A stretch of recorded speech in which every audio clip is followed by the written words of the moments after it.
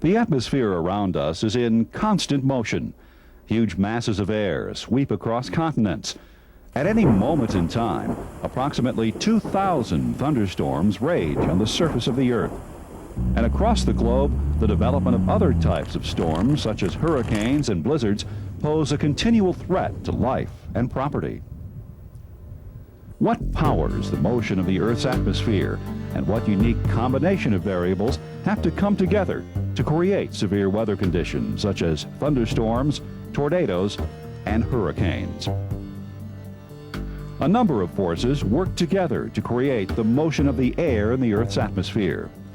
The heat energy of the sun, the Earth's annual orbit around the sun, the rotation of the Earth on its axis, and the uneven absorption and reflection of solar energy by different Earth surfaces. The orbit of the Earth around the sun, combined with the constant 23.5-degree tilt of the Earth on its axis, leads to the generalized weather patterns we call seasons.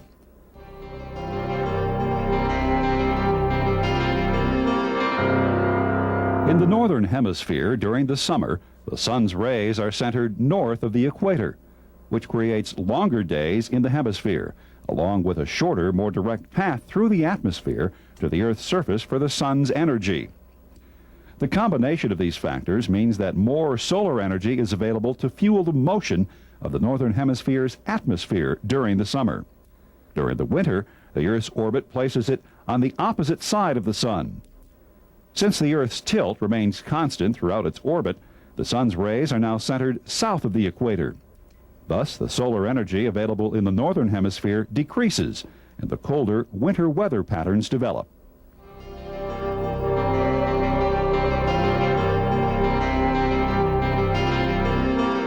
The rotation of the Earth on its axis creates a daily cycle of day and night that causes an uneven heating of the Earth's surface and atmosphere.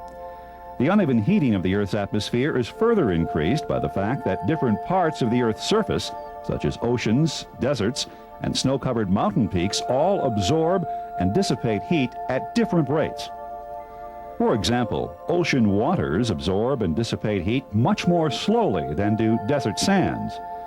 This is one of the reasons that day and night temperatures in coastal cities like San Francisco and Seattle typically vary only 10 to 15 degrees, while temperature variations of 20 to 30 degrees between day and night are common in desert cities like Las Vegas and Phoenix. Clouds also contribute to the uneven heating and cooling of the Earth's surface and atmosphere. The tops of clouds reflect solar energy back into space, while the base of low-lying clouds and phenomena such as fog trap the Earth's stored heat near the surface so that it can't escape back into space. Thus, an area that experiences low cloud cover all day won't become as warm as one that has clear skies. On the other hand, an area with nighttime cloud cover won't cool off as rapidly as an area with no nighttime cloud cover. A lack of cloud cover is another explanation for why the desert often cools so rapidly at night. The uneven heating of Earth's surfaces leads to a flow of air that we refer to as the wind. Winds result as cold, heavy, high-pressure air rushes in to displace warmer, lighter, low-pressure air. Wind farms on Altamont Pass, south of Oakland, California, are able to generate electricity due to the strong winds created by the flow of air between San Francisco Bay and the San Joaquin Valley. During the day, cold, high-pressure air from the bay rushes through the pass to displace the warmer, low-pressure air in the valley. At night, the wind blows in the opposite direction, as air in the valley cools rapidly to become heavier than the air over the bay.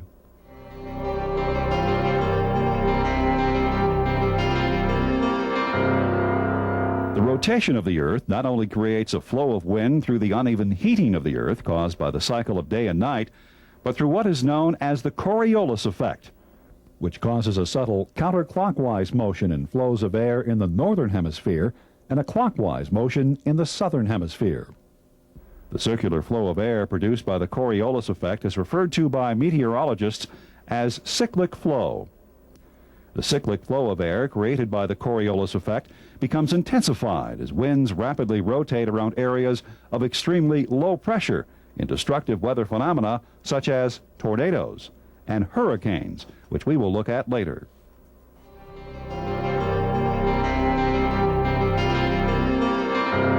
Air not only moves horizontally along the surface, it also moves vertically. The vertical movement of air, like cyclic flow, is, as we will see later, also crucial to the formation of severe weather phenomena. The formation of cumulus clouds on a warm summer day provides a visible example of the vertical movement of air. As warm, moist air rises from the surface, it begins to cool and condense as it reaches higher altitudes. The base of cumulus clouds form where water vapor first begins to condense into water droplets. The stronger the vertical movement of air in the atmosphere, the higher the cumulus cloud will rise. If it is strong enough, it will rise high enough to form a cumulonimbus or thundercloud. The type of weather phenomena that occur in a region usually varies with the season. In North America, much of the most violent and spectacular weather occurs during late spring, summer, and early fall, when solar energy is at its peak in the hemisphere. Solar energy can be thought of as the engine that powers all atmospheric motion, and it is at its most powerful during the summer in the northern hemisphere. All severe summer weather is usually associated with heavy rain, lightning, and high winds.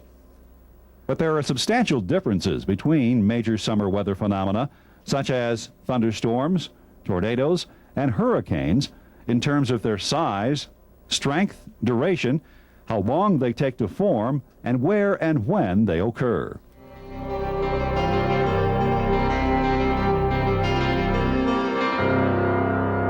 Thunderstorms, which are common throughout much of the United States during the summer months, are usually more the result of localized weather conditions than of large continental weather patterns. Thunderstorms usually occur during the afternoon, as they require a tremendous amount of heat energy to power the strong vertical flow of moist air necessary to create them. As we saw earlier, it is often possible on a humid summer afternoon to watch as vertical surges of warm, moist air slowly build thunderheads that rise thousands of feet above the earth. The hotter the day and the more moist the air, the higher the thundercloud builds. As the warm, humid air rises, it cools off and condenses, forming precipitation which eventually becomes too heavy for the vertical surges of air to support. This initiates downdrafts within the thundercloud, which are further intensified by the influx of cool, dry air from above. Tremendous turbulence is created within thunderclouds by the violent interplay of updrafts and downdrafts. That turbulence is reflected in the billowing structure of thunderclouds. The anvil top characteristic of thunderclouds indicates that a thundercloud has reached its maximum height, usually about 12 kilometers above the Earth, at the base of the level of the atmosphere called the stratosphere. Usually shortly after a thundercloud reaches its maximum height, a powerful downdraft within the thundercloud forces a massive burst of cold air to be released from its base. This is followed almost immediately by the release of precipitation from the thunderhead in the form of rain or hail, gusty winds, and lightning. Once a thunderstorm begins releasing precipitation, it slowly begins to dissipate and lose strength. But it may take hours to use up the huge amounts of energy stored in the typical thundercloud. Thunderstorms can cause death and destruction in a number of ways: flash flooding, hail, and lightning. When the huge amount of precipitation stored in thunderclouds is suddenly released, flash floods can result. Flash floods can be a particular danger to motorists, as cars are often swept off low-lying stretches of roadway by raging torrents. Individuals who find themselves next to streams or rivers flowing through a narrow canyon during a flash flood can find themselves suddenly confronted with a wall of water and with very few escape routes. The moisture stored in thunderheads occasionally comes down in the form of hail. Hail is formed in thunderclouds with abundant supercooled water. Hailstones can range from pea-sized to larger than a baseball. Larger hailstones tend to be formed in particularly turbulent thunderheads, growing bigger and bigger as they are carried up and down in the supercooled precipitation of the thundercloud by wildly alternating updrafts and downdrafts. Storms with larger hailstones can be particularly devastating to farmers who can only stand by and watch as field after field of crops is shredded by hailstones.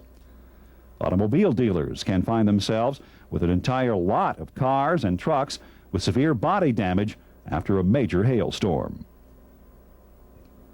Lightning, which accompanies nearly all thunderstorms, is a constant threat to life and property. Approximately 400 people per year worldwide are killed by lightning, while thousands of forest and structural fires are started by lightning strikes, and expensive electronic equipment is often ruined by the power surges caused by lightning striking power lines. The turbulent up and down motion of molecules within thunderclouds appears to build up static electrical charges within a cloud, much as it increases the size of water droplets and hailstones. The huge electrical charges that build up in thunderclouds are either discharged to Earth or to another thundercloud with an opposite electrical charge. The tremendous heat of a lightning bolt, estimated at nearly 28,000 degrees centigrade, causes the adjacent air to expand explosively and creates the sound of thunder.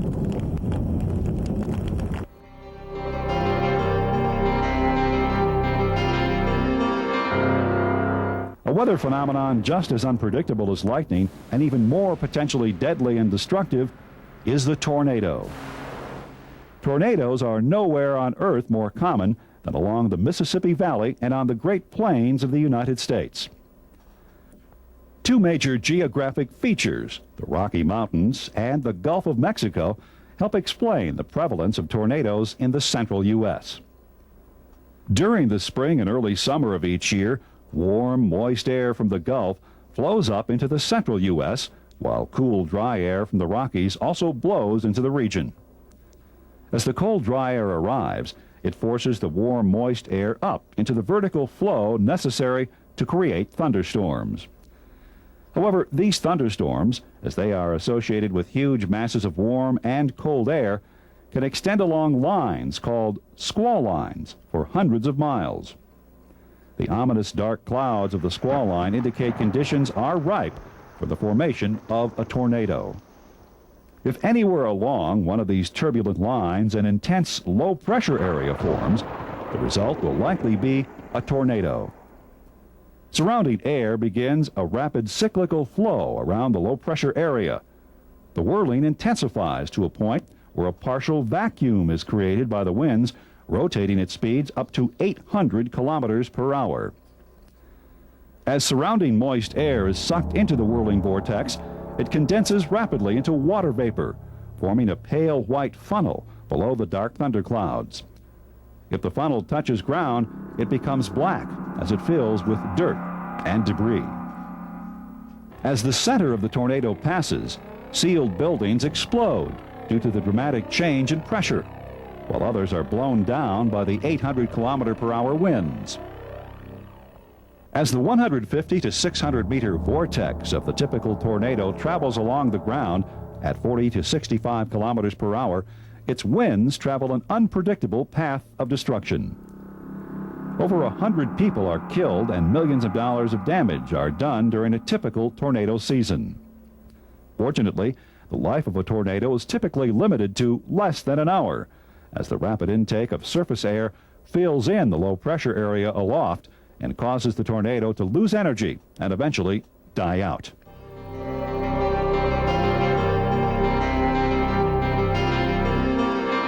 Hurricanes and other tropical cyclones, unlike tornadoes, typically last 5 to 10 days and have been known to last for 2 or 3 weeks and can take days or even weeks to develop.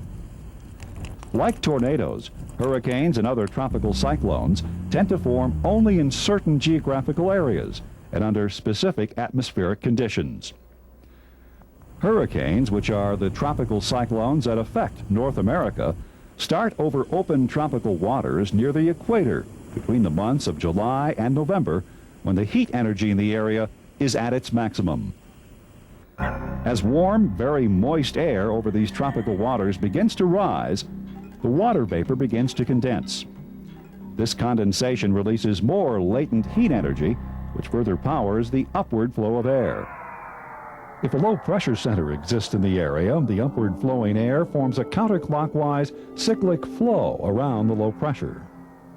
The low pressure area forms the eye of the hurricane, which is usually about 20 miles in diameter, with little wind and clear skies. Surrounding the eye are the wall clouds, which produce the highest winds and heaviest rains associated with the hurricane. The overall diameter of the typical hurricane is between 200 and 300 miles. At first, developing hurricanes travel slowly to the northwest, picking up speed as they reach the mid-latitudes.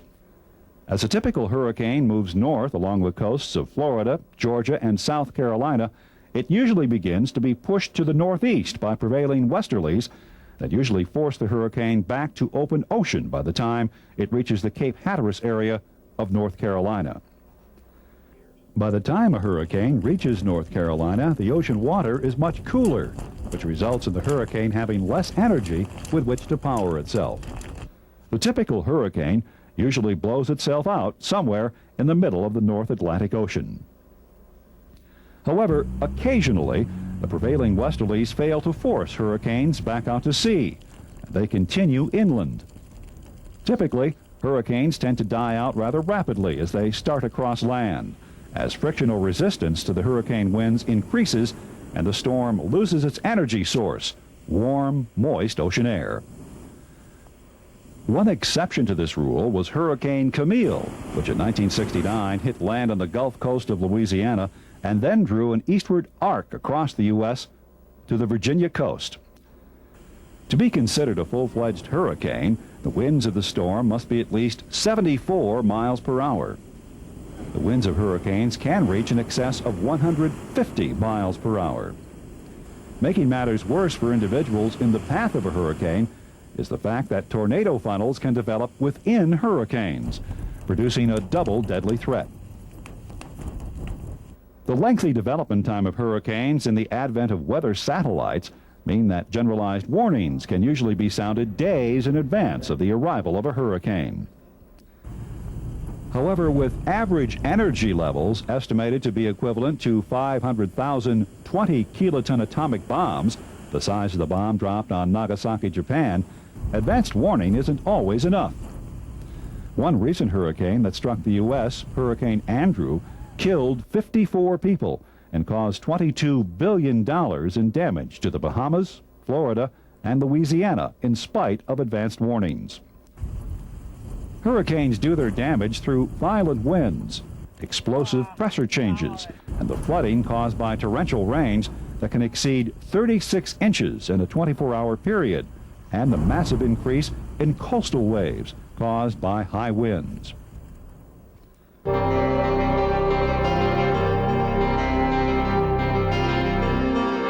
The majority of the atmosphere usually isn't whirling rapidly around an area of extremely low pressure, as is the case with tornadoes and hurricanes, but rather moving slowly in huge blocks of air called air masses. Air masses are often hundreds or thousands of miles in diameter and extend miles up into the atmosphere. The continental United States can be entirely covered by only 2 or 3 air masses. Within an air mass, the temperature, humidity, and pressure of the air is relatively constant, and as a result, winds in the air mass are relatively light.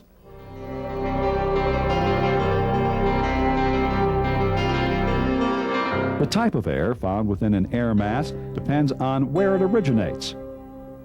Air masses that originate over water tend to have a lot of stored moisture, while those that originate over land tend to be dry. Likewise, air masses formed over polar regions are made up of cold air, while those forming over desert and tropical areas are warm. Air masses are formed as air remains parked in areas of little or no wind for days or even weeks. The weather in the continental United States is affected by 4 different types of air masses, originating in a number of different areas. Cold, moist air masses originating in the North Atlantic and the North Pacific, cold, dry air masses from central and northern Canada, warm, moist air from the Gulf of Mexico, Caribbean, and Middle Atlantic, and warm, dry air that forms over the deserts of the southwestern United States and northern Mexico.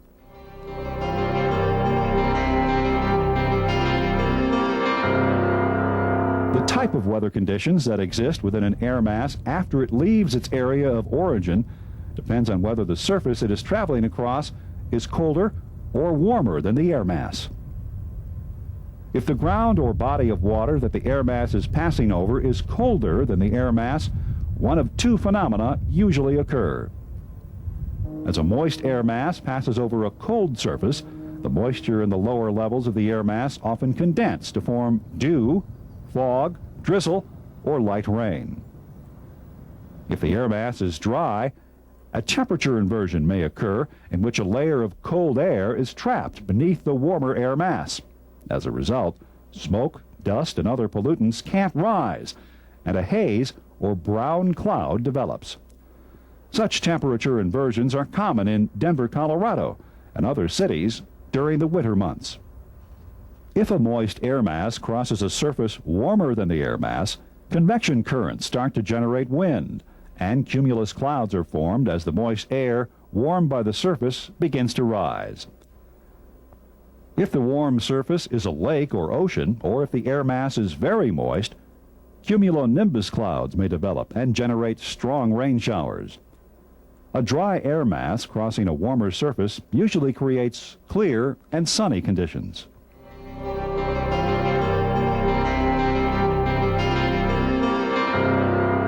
Along areas called fronts that lie at the boundary between air masses, the formation of clouds and the levels of precipitation, whether rain or snow, are usually much greater than they are within air masses.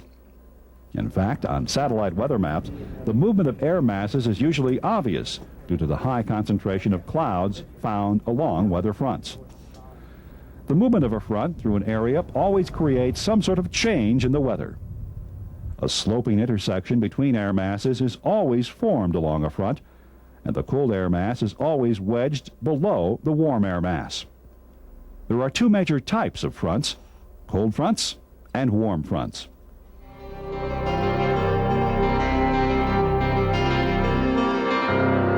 Cold fronts and warm fronts differ in a number of ways. Cold fronts are formed when a mass of cold air pushes a warm air mass ahead of it. As a cold front passes an area, winds increase and temperatures drop rapidly. Cold fronts have a steeper slope than warm fronts, as the higher level air in cold masses moves faster than the lower level air. As a result of the steep slope, the air in the warm air mass is forced up rapidly, and as it rises, it forms cumulus and cumulonimbus clouds. These cumulonimbus clouds often produce a short, heavy burst of rain showers. If a warm air mass is very humid, a squall line can develop along the cold front. Squall lines can sometimes stretch for hundreds of miles. Because of the steep slope that creates them, the line of clouds that form along a cold front usually only extend 150 to 250 kilometers on either side of the leading edge of the front. Thus, cold fronts can usually be identified on satellite photographs by the much narrower band of clouds along their fronts as compared to the system of clouds associated with warm fronts that can extend for up to 1,500 kilometers ahead of a warm front.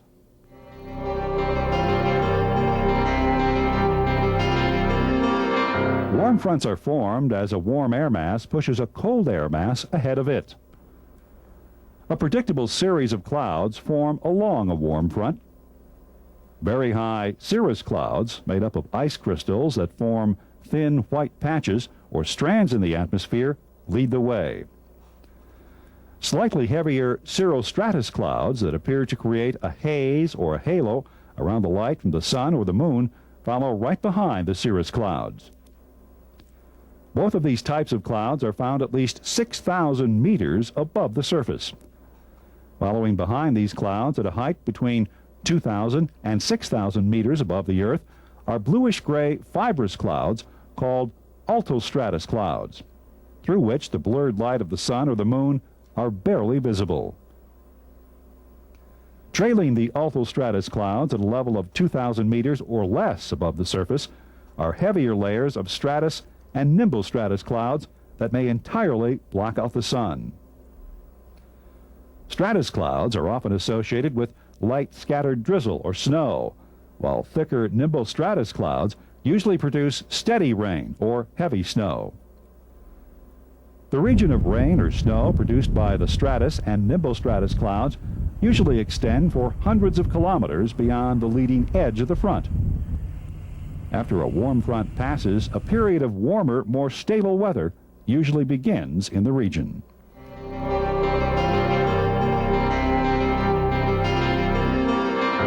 All weather phenomena, from hurricanes and tornadoes to coastal fog and afternoon thunderstorms, result from the flow of air through the atmosphere. A number of forces work together to create the motion of air in the Earth's atmosphere.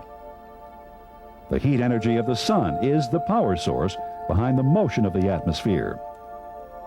An uneven distribution of solar energy throughout Earth's atmosphere results from variations in the rates at which different surfaces, such as ocean waters and desert sands, absorb and reflect the sun's energy.